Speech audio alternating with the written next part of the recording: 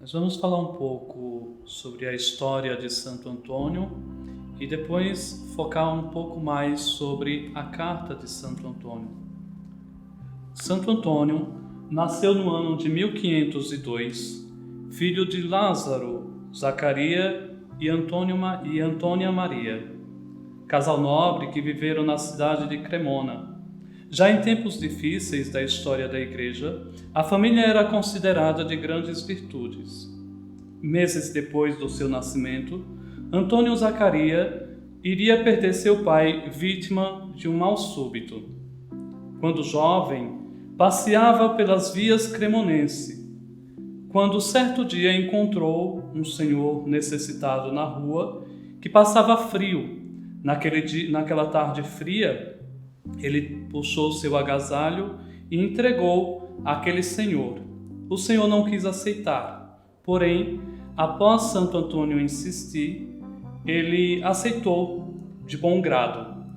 E Santo Antônio, ao chegar em casa, teve de justificar a sua mãe, dizendo que tinha doado aquele agasalho a um homem que estava passando frio na rua. A mãe aceitou a sua história e considerou aquilo de grande virtude da parte daquele jovem rapaz. Pois também, e por isso também, Santo Antônio era um homem considerado que tinha esse conceito muito guardado em seu coração, os conceitos evangélicos, de viver a caridade e o cuidado com o pobre. O jovem cremonense concluiu o ginásio e foi estudar filosofia. Depois de se formar em filosofia, ingressa no curso de medicina, pois acreditava ser uma ciência de importância singular à humanidade. E tinha também um profundo desejo de colaborar com aqueles mais necessitados de sua cidade, que não tinham como fazer uma consulta médica. Vemos em nosso santo uma disposição ao exercício da caridade e um homem muito devoto de Nossa Senhora, homem de profunda introspecção e devoção. O seu dia a dia era marcado por obras de caridade e dedicação à oração. O jovem Antônio deixa toda a sua herança à disposição de sua mãe, para que essa pudesse usufruir. Nesse gesto, vemos uma demonstração de grande desapego da parte de Santo Antônio. Fala com sua mãe e acrescenta ao seu nome de batismo o nome Maria, para que a Virgem o pudesse proteger ainda mais. O santo segue para Pádua, onde vai se dedicar aos estudos. Ao concluir, retorna à cidade e se inscreve no Colégio dos Médicos, onde nunca lhe faltou pacientes, e no cuidado destes, muitas vezes, ajudava até mesmo com remédios. Homem muito dedicado aos necessitados, com quem se comprometeu e doou muito de seu tempo, alternando entre vida de oração e práticas de caridade. Nesse inteirinho de sua vida, pautado nas práticas da caridade e devoção, o doutor Antônio buscou também um diretor espiritual que o ajudou no discernimento vocacional. Resistiu por muito tempo ao chamado de Deus, pois acreditava seu chamado era fruto do orgulho, até que o orientador espiritual o convenceu de que, na verdade, existiam pobres que eram mais necessitados do que aqueles que ele ajudava. Seriam, neste caso, os pobres espirituais. Jovens que talvez tivessem o mesmo conhecimento que Antônio Maria, mas que, no entanto, eram vazios de fé e mesmo de esperança. E o doutor Antônio Maria, que cuidava da saúde física de muitos pobres, passou então a cuidar da saúde espiritual de muitos de seus colegas. Na comunidade em que realizava encontros catequéticos de estudos bíblicos, Santo Antônio vai já desenvolvendo parte de seu projeto de vida e de construção de um jeito de comportamento da sociedade, na qual cada um deveria buscar realizar o seu encontro com o crucificado. Tempos depois, será consagrado presbítero da Igreja, no ano de 1526, sendo ordenado e tendo por direito a Igreja de São Jorge, e a promessa de que, com esta igreja, seria bem mantido, tendo condições de viver bem para o resto da vida. Não aceita, pois devota sua vida ao Cristo pobre, que se encontra em cada irmão necessitado. Já nesse contexto de sua escolha pelos menos favorecidos daquela sociedade cremonense, percebemos um diferencial na vocação de Santo Antônio Maria, homem que devotou sua vida à pobreza e que segue os passos de Cristo que se fez pobre. Num período em que a Igreja sofria muitas críticas pelo pouco testemunho de seus clérigos, que esbanjava seus bens, Antônio preferiu seguir o caminho da simplicidade e pobreza, na qual, estando próximo daqueles que necessitavam de ajuda espiritual ou física, poderia ser muito mais útil. Com esse comportamento simples, conseguiu conquistar muita gente da alta sociedade para ajudá-lo na missão com os sofredores e pobres daquele tempo. Não podemos esquecer da Condessa Torelli, que se torna importante figura na vida de Santo Antônio, haja vista que esta vai depositar toda a Guastalla aos cuidados de Santo Antônio, pois enxergou nele homem de grandes virtudes. Com esse recorte da vida de Santo Antônio, partimos então para uma reflexão da carta 7ª, no qual ele vai desenvolver o tema da obediência. A carta 7 traz um sério problema que perpassa toda a história do povo de Deus, desde seus primórdios. Aqui, a questão da obediência. A palavra obediência, do latim oboedire, escutar com atenção. Prefixo obe, atenção. Audire, escutar. Então, significa escutar com atenção. Pode ser classificada como uma das grandes virtudes e se define pelo ato de aceitar as ordens dadas por outro. Aceitar com docilidade as determinações, saber ouvir. Já no antigo Israel, tinha a introdução do livro da lei no livro da lei a seguinte frase: Shema Israel, que quer dizer ouve Israel, em Deuteronômio 6:4. Seguindo por esse sentido da palavra, podemos pensar o significado da carta 7, em que Santo Antônio propõe aos seus seguidores o cumprimento das determinações dos superiores e a busca pela obediência das regras que devem estar escritas não em qualquer lugar, em qualquer papel, mas em seus corações. Então diz Santo Antônio: parece que o demônio está me tentando e me levando a julgar mal as atitudes de vocês, insinuando que, pelo fato de nenhum de nós estar aí, já em nossa casa, há uma grande confusão, além do mal que se julgou e continua jogando nos seus corações, de modo que tudo está em desordem. Claro que eu não acredito que isso seja verdade, mas vou dizer o que acho. Não fiquem pensando que escrevo para dar broncas e para ser severo. Mesmo que fosse assim, seria só por causa da grande consideração que tenho a vocês. Mas estou preocupado.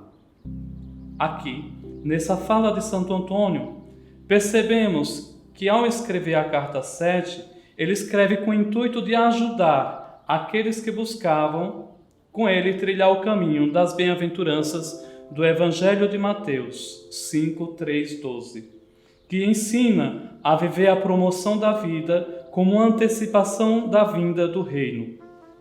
na terra.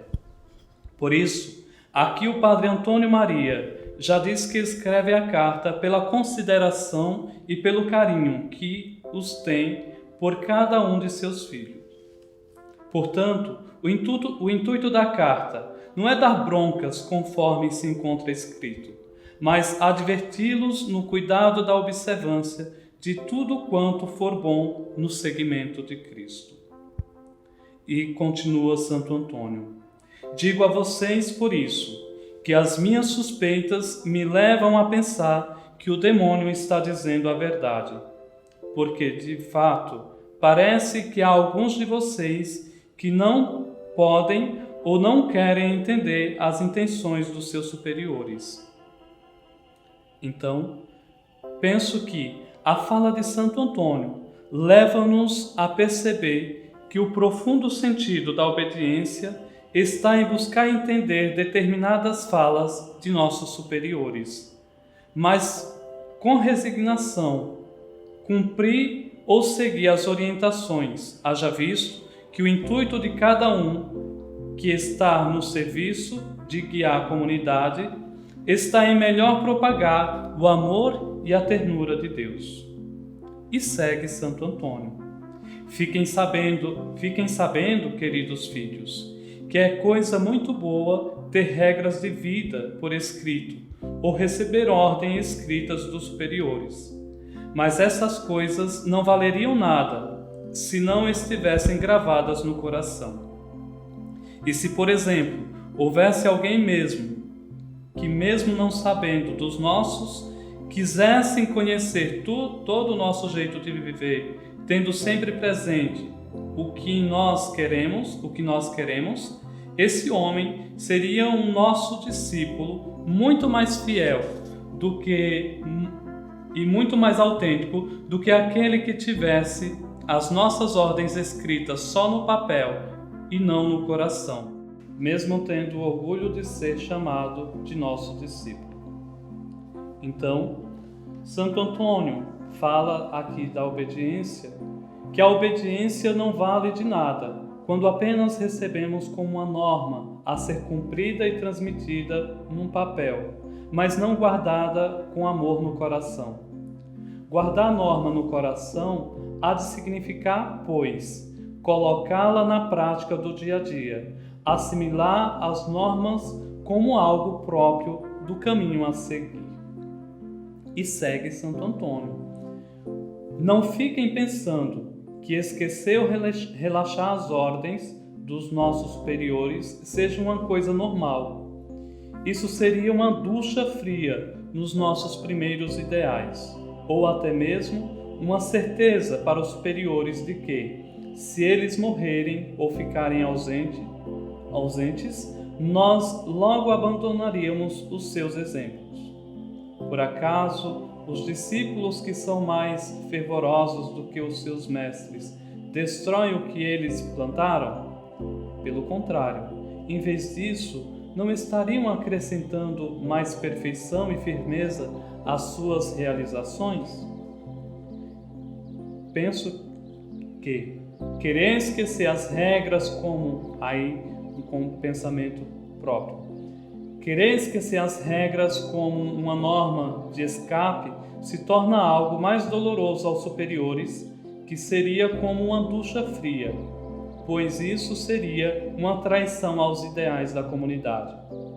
Os discípulos ou seguidores de Santo Antônio devem viver de acordo com as orientações da comunidade, para que a história da vivência, do respeito e da obediência seja modelo para toda a existência da congregação.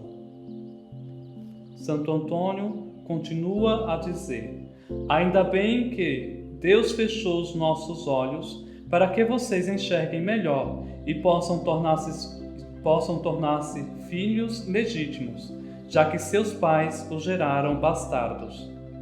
Se seus olhos forem cegos e adúlteros, imagina só como será o seu corpo. Então, penso, muitas das vezes os superiores, quando percebem que seus ensinamentos não estão sendo cumpridos, fecham os olhos para não perceberem os defeitos de seus membros e para que estes tenham a possibilidade de corrigir cada ação e possam progredir na experiência verdadeira de seguir aquilo que de mais importa no seguimento a Cristo. Santo Antônio, no trecho da carta, continua: não digo isso para os envergonhar, mas porque desejaria que vocês tratassem os seus guias com uma mesma fidelidade com que eles os tratam. Será que a firmeza de suas convicções íntimas não deveriam sustentá-lo sem precisar de ordens escritas? Se vocês forem generosos, aprenderão a se governar por si mesmos, sem leis exteriores, mas com elas no coração. Desse modo, cumprirão não a palavra exterior, mas a própria intenção interior. É assim que convém agir se não quiserem obedecer como empregados e sim como filhos. Então, nessa parte da carta, Santo Antônio apresenta aqui a importância do seguimento e observância no cumprimento dos desejos dos superiores. Assim sendo, aquele que cumpre a ordem do superior está seguindo de perto e de forma ainda mais autêntica o Cristo, que obedece ao Pai até o ponto de dar a sua própria vida na cruz. A observância e o cumprimento das determinações dos superiores hão de despertar no coração do discípulo o desejo verdadeiro de imitar a Cristo, que se humilha e se faz obediente ao Pai, se tornando modelo de homem novo, que cumpre de forma integral o projeto de Deus. Assim, os imitadores de Santo Antônio devem obedecer de forma especial aos seus superiores, que devem também buscar e melhor imitar a Cristo. Na carta, Santo Antônio continua o parágrafo dizendo: sendo assim, tendo quem os governe, deixar-se-ão governar. Se for um anjo a governar, vocês não se preocuparão com quem os governa, seja este ou aquele, e quando não tiverem ninguém para os governar, a sua própria consciência os governará. E tendo governo ou não, vocês conservarão sempre a união como seus chefes, e não provocarão mais tantas divisões. No futuro, vocês não considerarão rigorosas as palavras e o comportamento dos seus superiores, mas em todas as ocasiões saberão governar-se, ora mais, ora menos rigorosamente, mas sempre conforme a intenção deles. Santo Antônio, nesse parágrafo, diz que se observarem com grande zelo as normas dos superiores, chegará o momento que, mesmo sem superior, viverão conforme as normas, pois essas se encontram guardadas em seus corações. E viverão de maneira mais fiel o projeto do Santo Fundador, que é a estrita observância dos conceitos evangélicos. Segue Santo Antônio. E vão evitar também imitações bobas dos modos e das falas dos outros, porque se fica bem a uma criança dizer mãe ou mãezinha, papai ou papaizinho, isso já não seria próprio de um homem adulto. O mesmo se diga para as coisas espirituais. Então, nesse parágrafo, viver a regra sem ser apenas por viver, viver a regra apenas por um mero preceito ou uma mera obrigação vazia de sentido, seria como viver de forma imatura, como uma criança que obedece ao pai ou à mãe por medo de castigo e não amadurece, no sentido real, a obediência, que é exercitada na verdadeira liberdade de agir com amor. Segue Santo Antônio nesse outro parágrafo dizendo: então, se alguém faz uma tarefa que já é de outro, não fique com ciúmes. Afinal, o que estamos querendo? Por acaso queremos ser patrões ou senhores? Ou queremos ajudar uns aos outros no caminho para a perfeição e no caminho da perfeição e da humildade?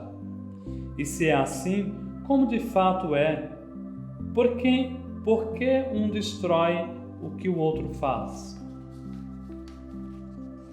Nesse questionamento, devemos refletir.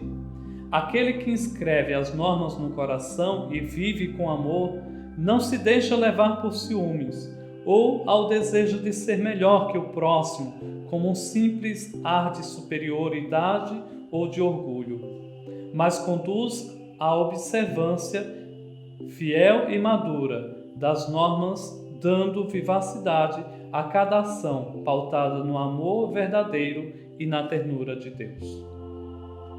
Santo Antônio vai dizer: pelo amor de Deus, que as palavras lisonjeiras não os amoleçam e os elogios não lhes subam a cabeça, mas nos conformemos todos com Cristo.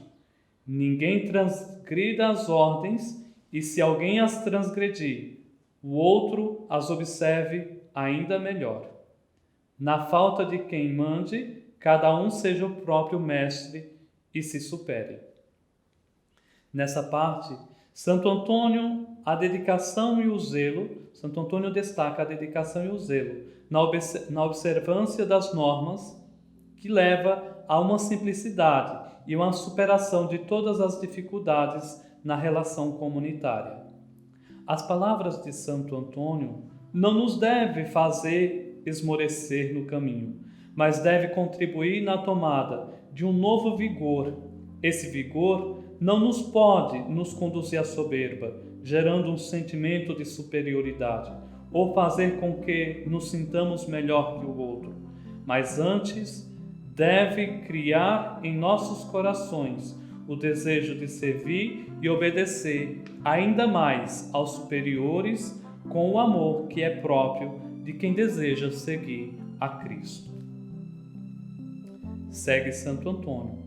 Comprometam-se com a atitude de humildade e simplicidade e não procurem a própria vontade, mas a de Cristo em vocês, pois assim se sentirão mais facilmente pertencentes a Ele. Romanos 13, 14. Diante da observância das normas, irá se perceber o crescimento de todos com o testemunho fiel da verdadeira renovação do fervor cristão.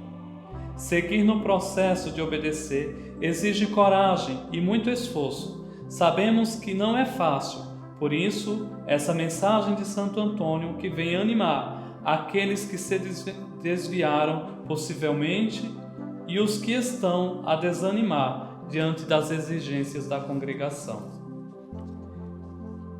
Filhos e plantas de Paulo, vai dizer Santo Antônio, alarguem os seus corações, conforme está em 2 Coríntios 6, 13. Pois quem os plantou e ainda planta tem o coração maior e mais aberto que o mar, e não sejam inferiores à vocação para a qual foram chamados, conforme se encontra em Efésios 4:1. Se vocês quiserem, serão desde já herdeiros e filhos legítimos do nosso Santo Pai e dos grandes santos, e o Cristo crucificado estenderá suas mãos sobre vocês. Não minto para vocês, e não há ninguém de nós que queira mentir. Por isso, procurem dar-me grande satisfação, e lembrem-se de que, estando aqui ou fora, vocês têm a obrigação de dar-me satisfação. Chega que o próprio Cristo escreva a nossa saudação em seus corações. Termina Santo Antônio. A busca pela obediência é motivo de grande alegria para o santo, pois isso mostra o qual fiel os seus filhos estão ao Cristo crucificado. E por fim, Santo Antônio nos apresenta a necessidade de buscarmos viver como Paulo, que se entregou totalmente à missão de levar Jesus aos 4 cantos do mundo. Vimos e acompanhamos na carta 7 toda a fala do santo fundador, voltada à necessidade de abrirmos os nossos corações e os nossos ouvidos às orientações dos nossos superiores. E esses também devem ser modelo de seguimento a Cristo. Termino falando a data da carta, de Guastalla, 3 de novembro de 1538. Muito obrigado.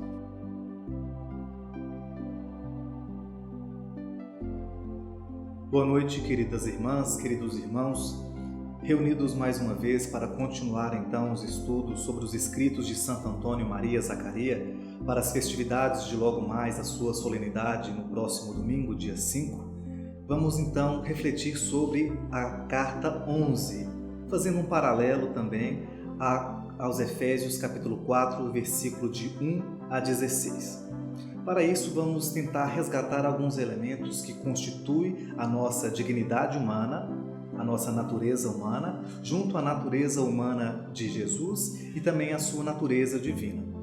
Então, faremos para cada parágrafo a leitura do parágrafo e também uma explicação breve sobre este parágrafo, fazendo então um paralelo também, uma hermenêutica sobre o que passamos durante estes tempos de pandemia.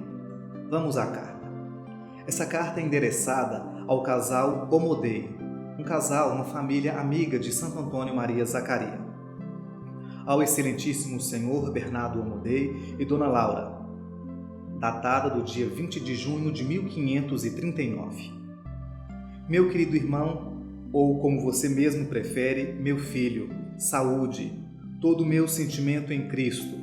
Recebi sua carta e a minha resposta será uma conversa com vocês dois, com você, Bernardo, e com Dona Laura.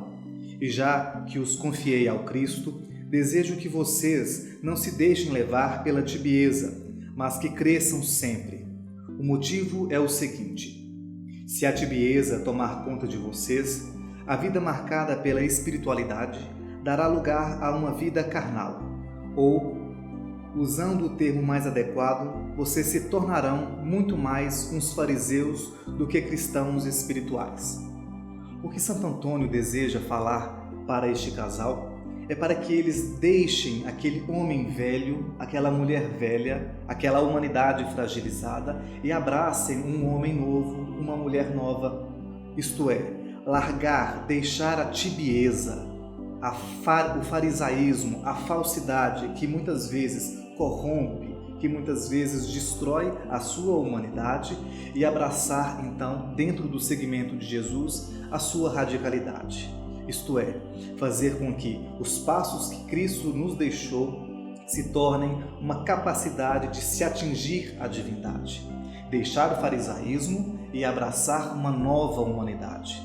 Porque Jesus sempre deseja nos capacitar, aumentar a nossa potencialidade, visto que, sendo divino, conseguiu atingir a nossa humanidade. Ele largou, deixou, esvaziou-se de si mesmo, da sua divindade, para assumir a carne humana. E isso faz com que nós compreendamos que atingir a humanidade é o papel de cada ser humano. Mas como pensar atingir a humanidade? Para sermos divinos, primeiro temos que ser humanos.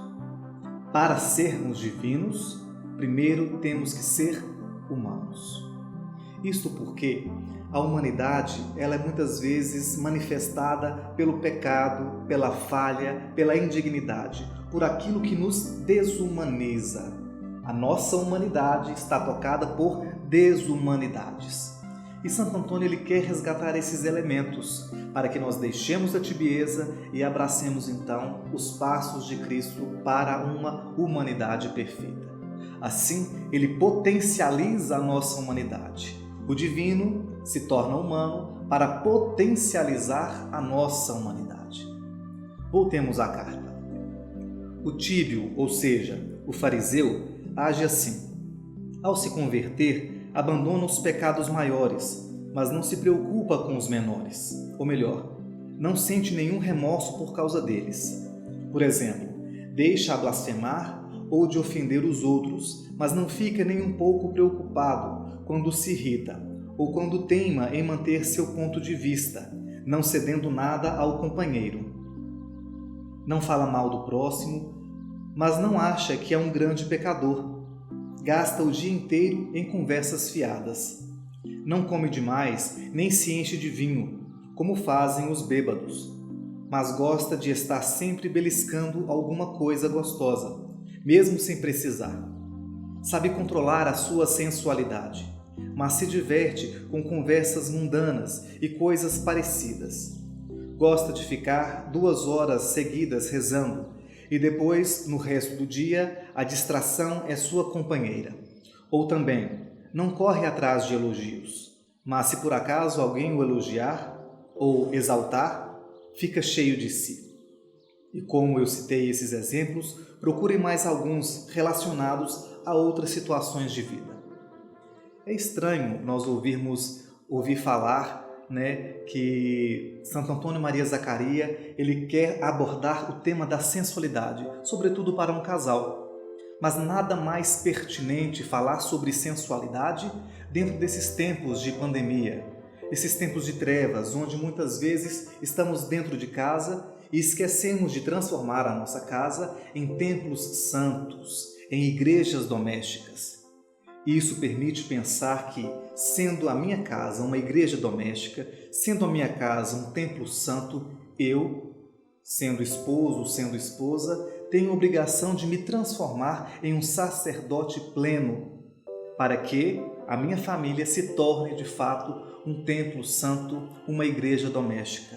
Portanto, Santo Antônio Maria Zaccaria, ele quer abordar o tema da sensualidade para que, sendo fiéis ao meu cônjuge, ao meu parceiro, à minha cônjuge, à minha parceira, eu possa me configurar mais perfeitamente a Cristo, porque Ele, sendo Deus, se tornou humano, para que assim eu possa dar passos significativos à minha humanidade.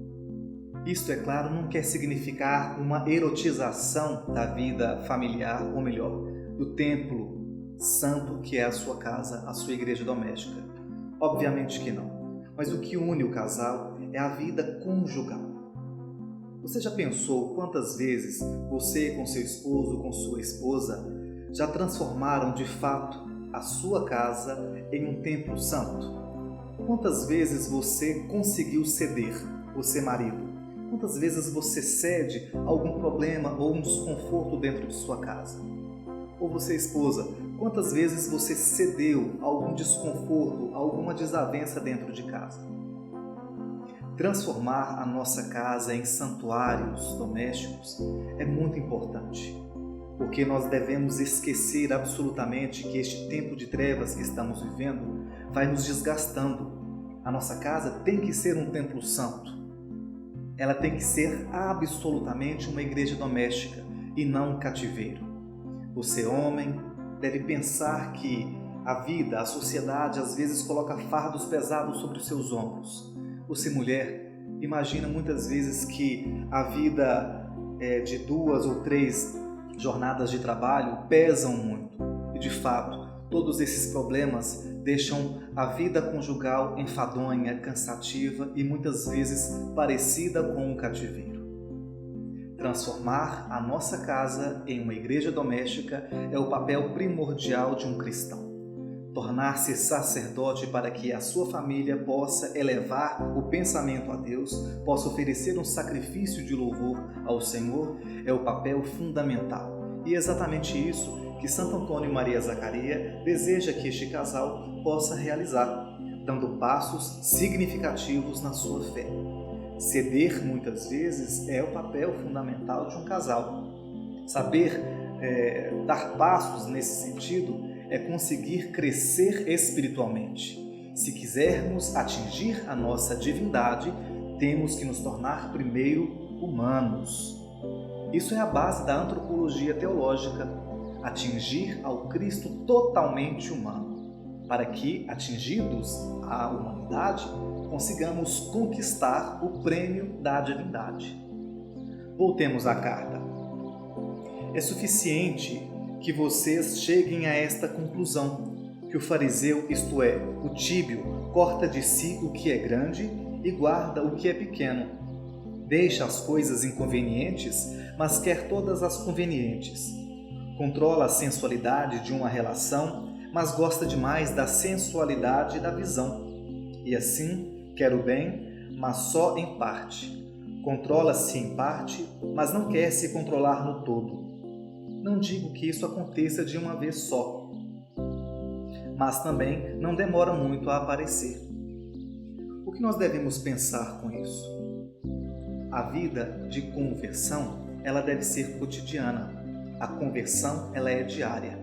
Quando nós pensamos, o meu irmão se converteu à igreja evangélica, ao ser evangélico, na realidade isso não é conversão. Eu me converti ao bandismo. Isso não é conversão. Isso é uma adesão a outra espiritualidade. Conversão é quando você deixa aquele homem velho e torna-se um homem novo. Conversão é quando você deixa de ser aquela água suja e torna-se um vinho novo. É aquele primeiro milagre de Jesus nas bodas de Caná, o transformar água em vinho, o converter água em vinho. A adesão a outra religião nada tem a ver com conversão. Isso é uma adesão. Aderir a outra espiritualidade, aderir a outros passos. E aqui nós vemos neste parágrafo que isso é paulatino. Esses passos, eles têm que ser devagar. A conversão, ela é diária e isso tem que demandar algum certo tempo. O que nós queremos pensar com isso é o perdão cotidiano. Isso faz parte da nossa caminhada cristã. O perdão cotidiano nada mais é do que desculpar, ser educado, usar de uma boa educação do berço que nós recebemos dos nossos pais, que os pais dos nossos pais receberam de seus pais, é fazer com que as virtudes e valores familiares, coisas boas, se perpetuem na história de um casal. Porque tudo aquilo que você recebeu dos seus pais enquanto valores e virtudes, você tem que passar para os seus filhos, para que a identidade desta família seja construída. Qual é a identidade de uma família que deve ser construída? Isso me faz pensar muito dentro dos nossos interiores, dentro das nossas cidades, aquelas cidades mais pequenas. Pense comigo. De quem você é filho? Eu sou filho de Dona Maria. Aquela que trabalha como varredora de rua? Sim, essa mesmo. Você é filho de quem? Eu sou filho do seu Washington, o pedreiro? Isso, eu sou filho dele. Ou seja, o que você está construindo ali é a identidade do seu pai, de um homem trabalhador, de uma mulher trabalhadora. Isso é muito importante. Resgatar esses elementos é fazer perpetuar a identidade de uma família. E isso é tornar, de fato, uma igreja doméstica pautada, estruturada em valores e virtudes cristãs. E isso é muito importante. Isso demanda tempo. O que você quer deixar para a sua família? A identidade que queremos construir é a identidade de homens e mulheres justas. Isso nos faz resgatar os elementos do nosso batismo. Os elementos do nosso batismo nos compete compreender o munus de Jesus Cristo. Jesus, ele foi profeta, sacerdote e rei. Para que serve um profeta? Para que serve um sacerdote? Para que serve um rei?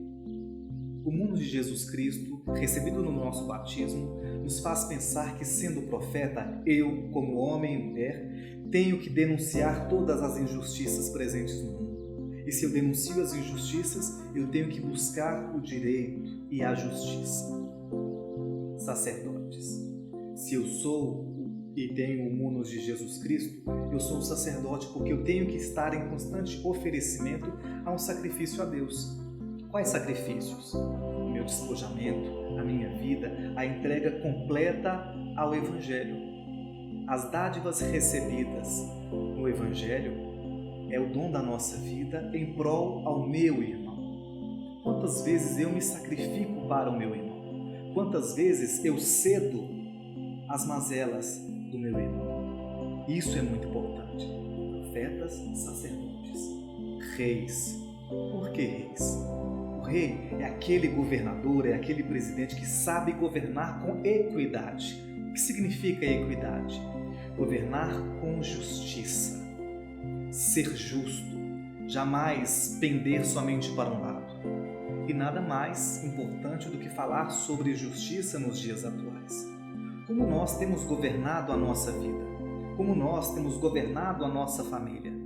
Como eu, sendo filho, posso ser esse rei que consegue governar, dividir o que é certo, o que é errado e escolher sempre o que é certo. Ser profeta, sacerdote e rei é buscar caminhar justamente com essa identidade do Cristo. Essa identidade cristã nos faz desejar ser mais humanos. E a vida conjugal importa muito nesse sentido, porque nós não temos um casal perfeito que possa nos ajudar a configurar esses passos. Você tem a oportunidade de ser este casal perfeito. O primeiro modelo de casal que nós temos viveu uma desavença muito grande. Vejamos, Adão e Eva. Eles pecaram com a desobediência. Esse primeiro casal que nós teríamos como referência errou, o que significa que, mesmo nós buscando sermos perfeitamente um casal que busca a justiça, que busca a equidade, que busca governar com justiça, nós podemos errar, mas a conversão ela pode ser um presente para o casal. Voltemos ao texto. Ora, quem deseja tornar-se espiritual faz exatamente o contrário, pois começa cortando alguma coisa, um dia uma, outro dia outra. E assim vai continuando até eliminar a pelanca e tudo da carne que não serve mais. Por exemplo, no começo elimina as palavras que ofendem, depois as inúteis, para enfim só falar o que faz crescer. Outro exemplo, primeiro corta as palavras e os gestos violentos, para depois usar palavras suaves e humildes. Mais um, começa fugindo dos elogios, e quando aparecerem, não se importa com eles, e até se considera não merecedor deles, e fica satisfeito com isso. Deixa de lado relações sexuais sem amor e corta tudo o que é feito só por sensualidade, para dar dignidade à castidade conjugal. Não quer ficar rezando só 1 ou 2 horas, mas eleva o pensamento ao Cristo ao longo de todo o dia. E esses exemplos que dei não são tudo, encontra em outros. Fugir dos elogios. Como é importante nós deixarmos a vaidade de lado. Porque muitas vezes a vaidade, o orgulho que está preenchendo o nosso coração, acaba ocupando todo o espaço que deve ser para fazer feliz o meu parceiro, a minha parceira. Se você, no dia do seu sim, no dia do seu casamento, você pensou em ser feliz, você começou tudo errado. A vida conjugal permite compreender que eu tenho que despojar de mim mesmo, deixar o meu pai e a minha mãe para abraçar a vida do meu parceiro, da minha parceira, porque eu tenho que fazê-lo feliz, eu tenho que fazê-la feliz. Porque, em contrapartida, se eu o faço feliz, ela me fará feliz, ele me fará feliz. Então, é uma troca. Deixar a vaidade de querer ser superficialmente feliz para fazer o outro feliz aborda o despojamento conjugal. O despojamento de uma humanidade cheia de vaidade, cheia de orgulho. E isso deve ser uma constante em nossa vida. Ser feliz permite que eu tenha que fazer o outro feliz. Deixar essa vaidade, esse orgulho, para fazer o outro feliz, vai fazer-me feliz futuramente. E é exatamente isso que Santo Antônio quer nos dizer. Largar os elogios, deixar que essa vaidade fique de lado, para que eu possa abraçar a felicidade fazendo o outro feliz, fazendo a outra feliz. Isso é o mais importante. E quando ele fala sobre castidade, como você pode ser casto no seu relacionamento? Quando nós falamos de castidade, nós pensamos em abandonar absolutamente a sexualidade. Isso não tem nada a ver. A castidade permite você ser santo com o outro, você elevar o seu pensamento ao outro e se entregar somente a ele. dentro dos seus pensamentos e dentro dos seus toques, dentro do seu afago, dentro dos seus gestos carnais. Se entregar totalmente a Ele, em gestos e palavras. Isso é abordar a castidade conjugal. Não é abandonar a sexualidade, e sim abraçar uma vida conjugal plenamente com o seu parceiro, com a sua parceira. E isso envolve exatamente a vida espiritual. Quantas vezes você conseguiu rezar em família? Ou melhor, qual foi a última vez que você pôde parar tudo o que você estava fazendo para rezar em família? Reuniu a sua esposa, reuniu o seu esposo, seus filhos para rezar em família. Quantas vezes você largou tudo para rezar pelo menos uma Ave Maria ou um Pai Nosso? Ou ensinar os seus filhos a rezar? Qual foi a última vez? Nós, enquanto seres humanos, toda a humanidade, ela deve se elevar espiritualmente, independente se ela tem ou não uma religião.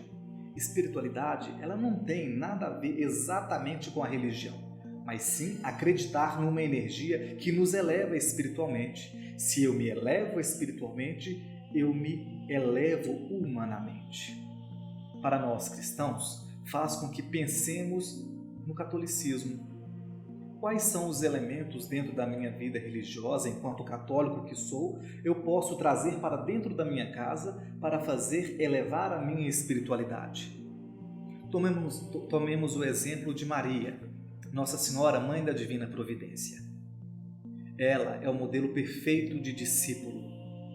Ela é o modelo perfeito de discípula, porque esteve presente com Jesus em todos os momentos, desde a sua divindade até a sua humanidade. Recordemos, a sua divindade, na presença do anjo, ela disse sim. Esse foi o maior motivo, a mudança absurda dentro da vida de uma mulher que ela pôde fazer para a humanidade. Com o seu sim, ela mudou a história da humanidade. O sim, na presença do anjo, fez com que ela fosse tocada por sua divindade, a divindade do próprio Deus. E a sua humanidade, ela esteve presente aos pés da cruz. Ou seja, na humanidade de Cristo, ela estava presente. Outro nenhum esteve presente do início ao fim, somente Maria. Presente junto do anjo Gabriel, ela disse sim. Ao pé da cruz, ela disse sim, abraçando toda a humanidade como mãe de todos, mãe de todas. Então, este é um exemplo muito radical de como nós podemos nos configurar ao discipulado. Dizer sim e estar presente até o fim.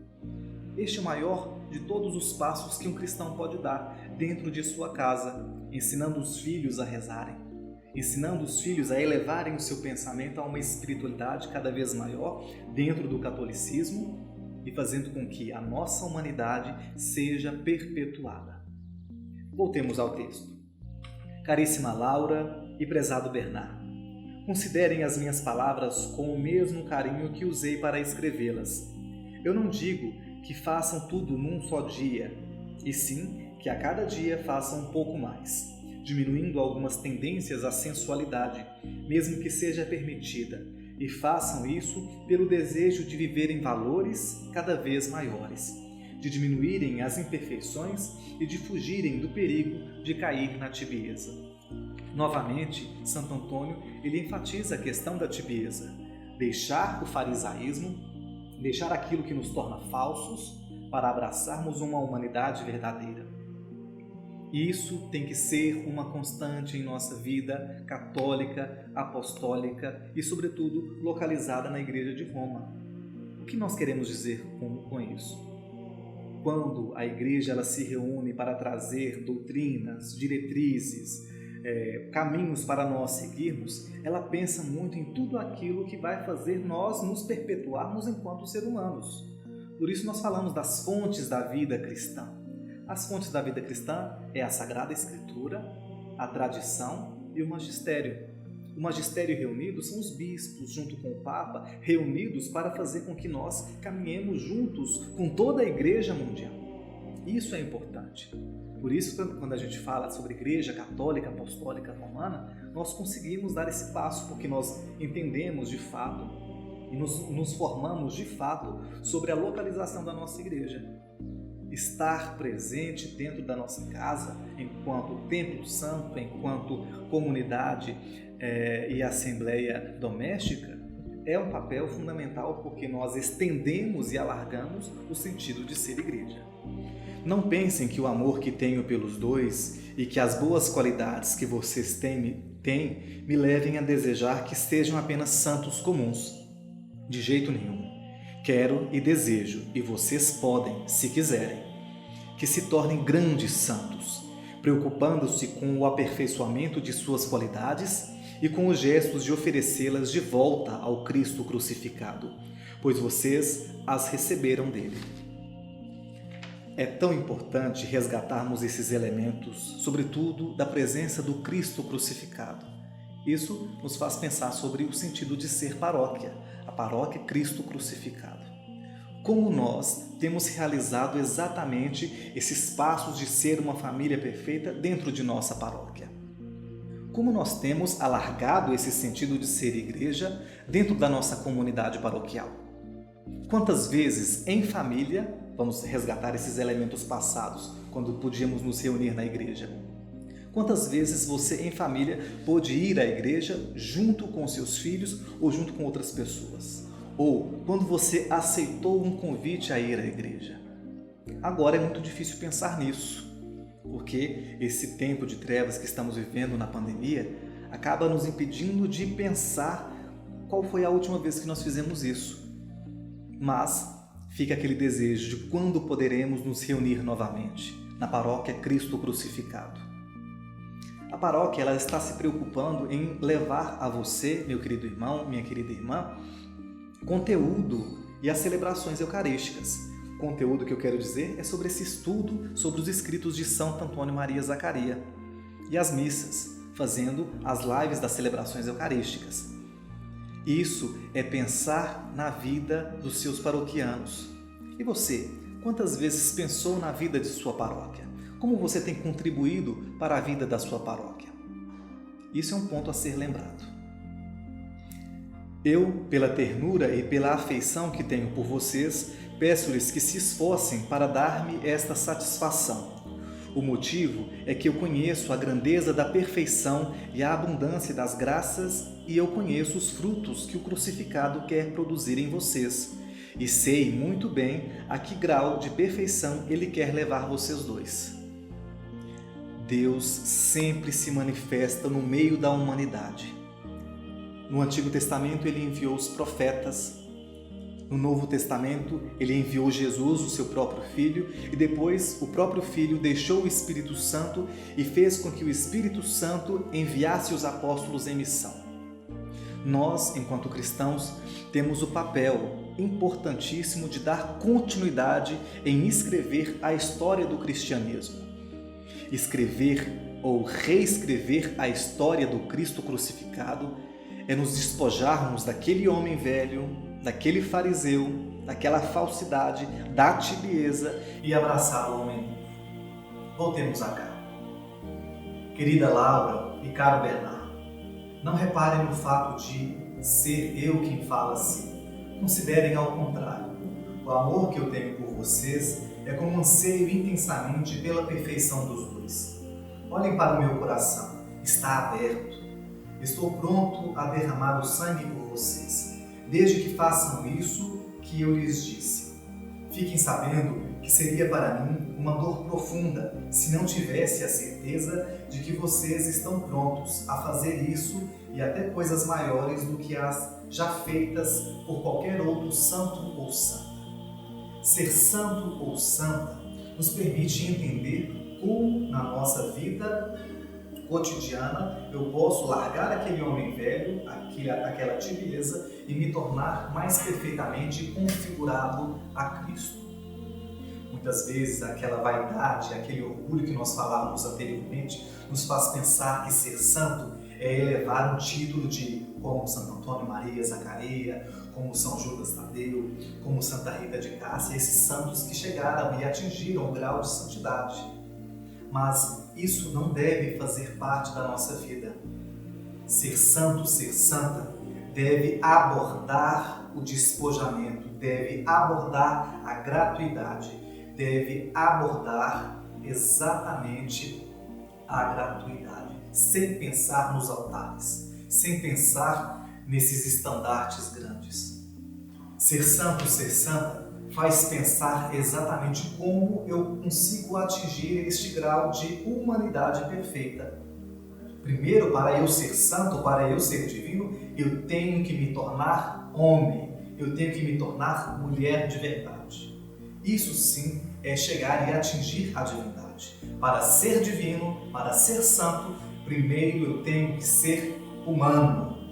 E para isso eu tenho que abandonar de uma vez por todas aquilo que me desumaniza, isto é, o pecado. Todos os santos que nós conhecemos, eles atingiram o grau de santidade, de divindade, estar no céu, porque eles entenderam, eles compreenderam os passos de Jesus. E os passos de Jesus envolvem abandonar aquela desumanidade, o pecado, e abraçar uma vida digna, justa, reta, cheia de equidade. Aquilo que falávamos dentro do nosso batismo. Para eu ser santo, eu tenho que trazer para mim o mundo de Jesus Cristo, ser profeta, sacerdote e rei. Assim, os santos que nós tanto rezamos e pedimos a sua intercessão, atingiram o grau de divindade, porque eles abandonaram aquele homem sujo, aquele homem velho e abraçaram um homem novo, uma humanidade nova. E o casal, ele consegue atingir isso, se constituído em dignidade humana para ser homem e mulheres santas. E assim, Santo Antônio Maria Zacaria, ele quer ajudarmos a pensar como eu posso ser santo na minha casa doméstica, na minha igreja doméstica. Como eu posso fazer a minha igreja doméstica ser uma igreja verdadeiramente santa. Vamos ao término da carta. E já que eu sei que vocês querem ser fiéis a Jesus crucificado, escrevi esta carta não com a caneta, mas com o coração, pedindo-lhes que reflitam sobre ela, lendo-a com frequência, por exemplo, uma vez por semana. Garanto que se souberem meditar no que está aqui, não precisarão de nenhum outro livro. Ela se tornará o livro que, posto em prática, juntamente com a memória da cruz de Cristo, os levará a uma grande perfeição. Não lhes escrevi palavra alguma que não tenha em si algo de especial. Se o encontrarem, penso que lhes será extremamente útil e de grande proveito. E já que não posso escrever sempre, gostaria que não perdessem esta carta, porque espero em Cristo que toda vez que voltarem a lê-la, será para vocês como uma carta nova. E a partir desta, vocês podem escrever uma outra por sua conta. Querida Dona Laura, tenha dó de mim por não poder dar-lhes aquela satisfação que eu desejaria por causa do meu cansaço físico. Recomendo que cuide do crescimento espiritual seu e do Bernardo. Da mesma forma, Bernardo, cuide do seu crescimento e de Dona Laura. Eu sou o eterno devedor a um e a outro, e que esta dívida nunca se pague suficientemente. Peço a seus filhos que rezem por mim. Cristo os abençoe. Guastalla, 20 de junho de 1539. O término da carta nos faz pensar como Santo Antônio conseguiu capturar, resgatar para si forças para falar para este casal que são amigos seus. A data da escrita dessa carta até o dia de sua morte chega a ser por volta de 14 a 15 dias. Já estava cansado, como ouvimos no término da carta. Isso faz fazer pensar. Quantas vezes, cansados que estamos, esquecemos de resgatar e alimentar forças para estarmos de pé. Se, para estarmos fisicamente de pé, precisamos nos alimentar com arroz, feijão, carne, macarrão, que muita gente gosta, para alimentar a fé, o que é preciso? A oração, a Eucaristia, mesmo que dificilmente nós possamos comungar o corpo e sangue de Cristo agora, mas a oração alimenta a nossa fé. E isso faz pensar que nós temos que alimentar cotidianamente a nossa fé. E isso nós vamos fazer agora, resgatando e fazendo um paralelo com a Sagrada Escritura, a carta que nós acabamos de estudar, a carta 11, ao casal Bernardo e Laura, com a carta aos Efésios, capítulo 4, versículo de 1 a 16. Exorto-vos, pois, prisioneiro que sou, pela causa do Senhor, que leveis uma vida digna de vocação a qual fostes chamados, com toda a humildade e amabilidade, com grandeza de alma, suportando-vos mutuamente com caridade. Sede solícitos em conservar a unidade do Espírito no vínculo da paz. Sede um só corpo e um só Espírito, assim como fostes chamados pela vossa vocação a uma só esperança. Há um só Senhor, uma só fé, um só batismo. Há um só Deus e Pai de todos, que atua acima de todos, por todos e em todos. Mas a cada um de nós foi dada a graça, segundo a medida do dom de Cristo. Pelo que diz, quando subiu ao alto, levou muitos cativos, cumulou de dons os homens. Ora, que quer dizer ele subiu, senão que antes havia descido a esta terra? Aquele que desceu é também o que subiu acima de todos os céus para encher todas as coisas.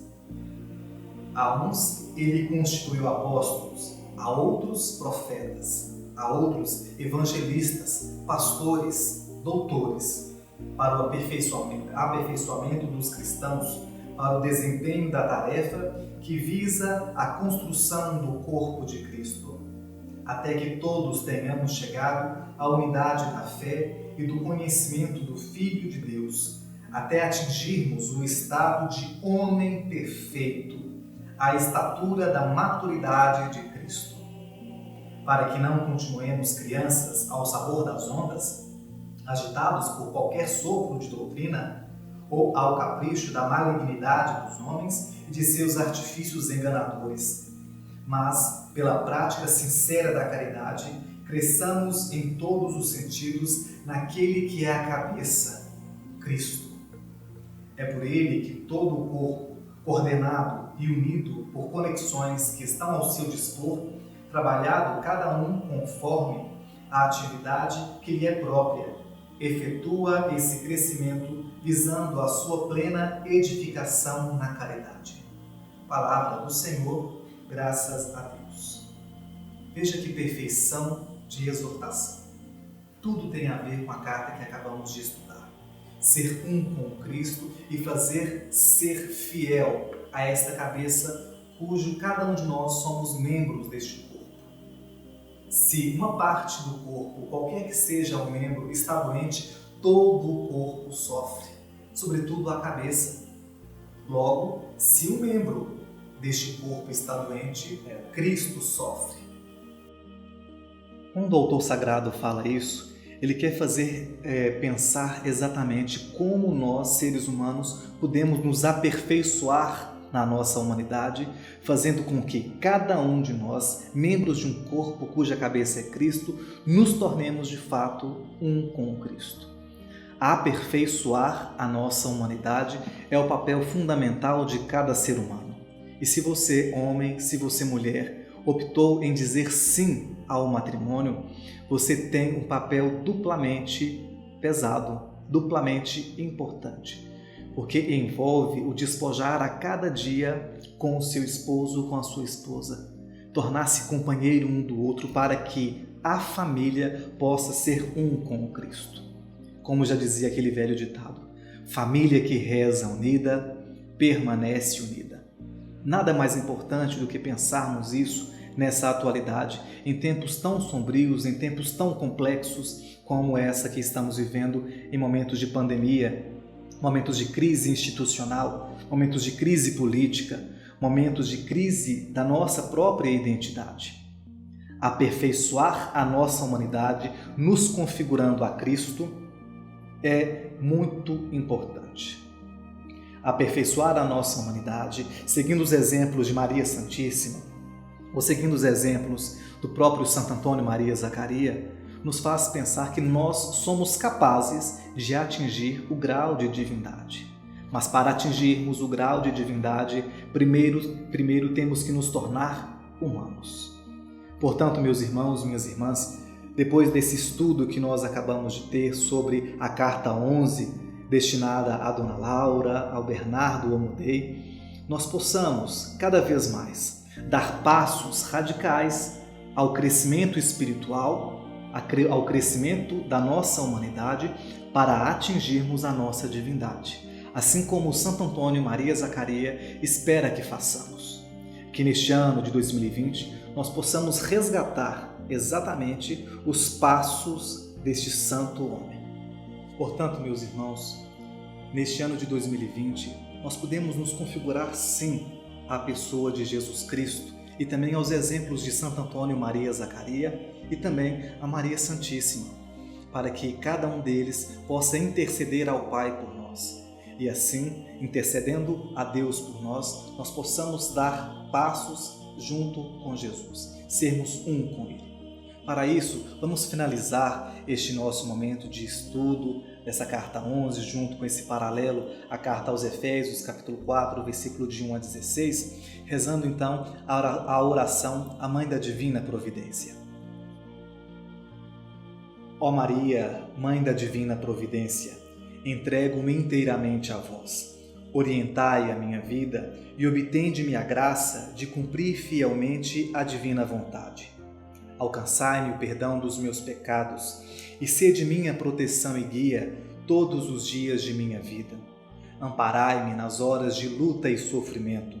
Ajudai-me, ó Maria, a conseguir a renovação interior do meu coração, para que nele eu possa acolher vosso divino Filho Jesus. Livrai-nos de todo mal e de tudo que possa ser obstáculo à eficácia de vossa proteção.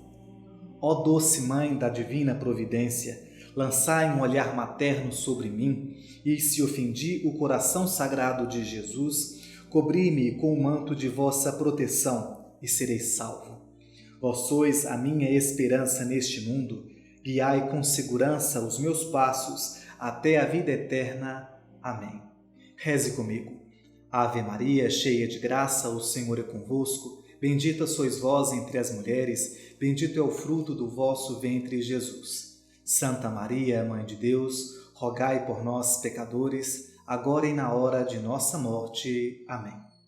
Santo Antônio Maria Zacaria, rogai por nós. E viva Santo Antônio Maria Zacaria! Viva!